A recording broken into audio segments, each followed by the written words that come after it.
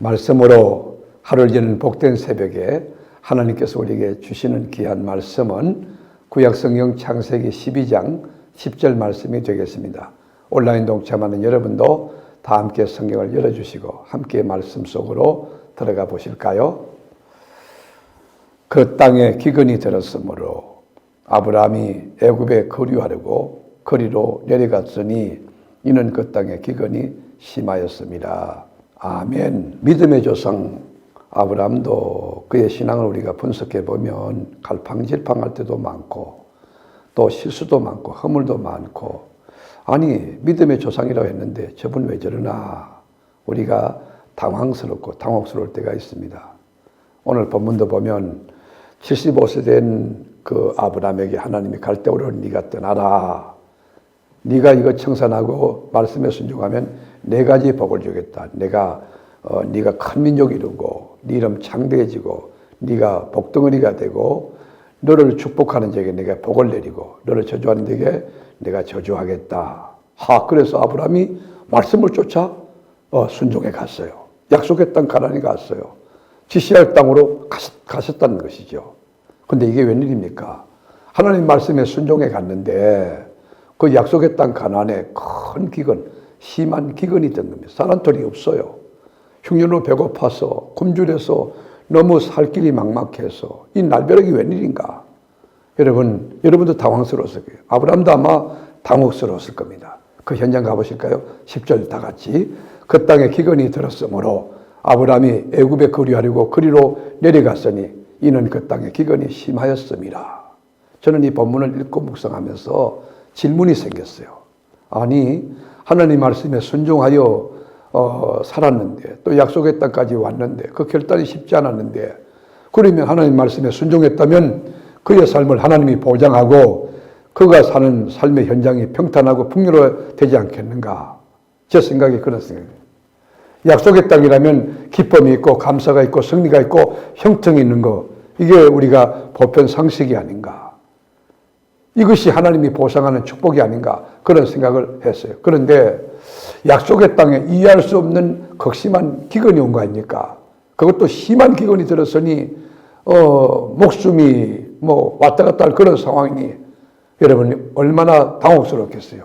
여기에 깊은 교훈이 있어요. 그 메시지가 뭘까요? 약속의 땅에도 기근이 들 수 있다는 것이. 언약의 백성, 목사님이든지 장로님이든 권사님이나 집사님 믿음 생활 잘해도 환난과 시험과 역경과 어려움이 얼마든지 올 수 있다는 것이에요. 야고보 선지 이야기 들어보세요. 야고보 1장 2절에 보면 내 형제들아 너희가 여러 가지 시험을 당하거든. 여러 가지 시험을 당한다는 거예요. 경제 문제도 인간관계 문제, 영적인 문제도 시험이 온다는 거예요. 그러나 온전히 기쁘게 여기라. 이는 너희 믿음의 시련이 인내를 만들어내는 줄을 너희가 알미라. 그렇습니다. 예수를 믿어도 비바람이 몰아치고 예수를 잘 믿어도 환난이 올 수 있다는 것이. 그런데 시험 당할 때 우리 그리스도인이 취할 태도가 뭡니까? 영적인 자세가 뭡니까? 야고보 선지는 온전히 기쁘게 여기라 그렇게 권면하고 있습니다. 시험 속에 얼마나 큰 하나님의 비밀과 하나님의 축복이 있는지를 알고 기쁘게 여기라는 것이. 이 시험 속에 하나님의 섭리가 있다는 게, 여러분 아무나 히스기야처럼 죽을 병에 걸립니까? 아무나 다윗처럼 골리앗 만납니까? 아무나 바울처럼 여러분 감옥에 들어갑니까? 여러분 앞에 큰 시험이 왔을 때 이 시험을 뚫고 나가면 영적 전리품이 많다. 여러분 예수 잘 믿어도 시험이 온다는 영적인 공식을 이해하고 쓰나미처럼 여러 가지 시험이 다가올 때 하나님의 뜻이 있다. 하나님의 경륜이 있다. 하나님의 영광이 있다. 온전히 믿고 기쁘게 여기라는 것입니다. 여러분, 그런데 믿음의 조상 아브라함, 우리가 모델을 삼고 있는 아브라함은 어떻게 살았을까요? 약속의 땅 가나안에 기근이 왔을 때 어떤 태도를 취했을까요? 무릎을 꿇고 기도했을까요? 예배를 드리고 제단 쌓고 번제를 드렸을까요? 아니면 하나님의 말씀을 끝까지 붙들고 믿음에 승리했습니까? 아니에요. 애굽으로 피신했어요. 도망쳤어요. 거긴 하나님도 없어요. 믿음도 없어요. 아브라함이 신앙이 무너진 것입니다. 신앙적으로 실패한 것입니다. 어디 여러분 여호와께 여쭤본 기도의 흔적이 있습니까? 예배드린 흔적이 있습니까? 그러면 도망친 애굽에서 잘 살았던가요? 형통했던가요? 성공했던가요? 그렇지 않아요. 더 큰 시험 만났어요. 애굽 왕이 아름다운 그의 아내 사라를 보고 반했어요. 탐을 냈어요. 그때 애굽 왕이 아브라함을 죽이고 아내를 빼앗을까 봐 거짓말을 합니다. 목숨 부지하려고 여러분 쫄장무같이 아내에게 거짓말을 가르칩니다. 거짓말 제조기가 된 거예요. 그 현장 한번 볼까요? 13절 보면 원하건대 그들은 나의 누이라 하라. 그러면 내가 그대로 말미암아 안전하고 내 목숨이 그대로 말미암아 보존되리라 하니라. 얼마나 쪼잔합니까? 남자의 여러분 이 창피한 것 이건 다 이 아브라함이 이 먼저 해주는 거 아닙니까?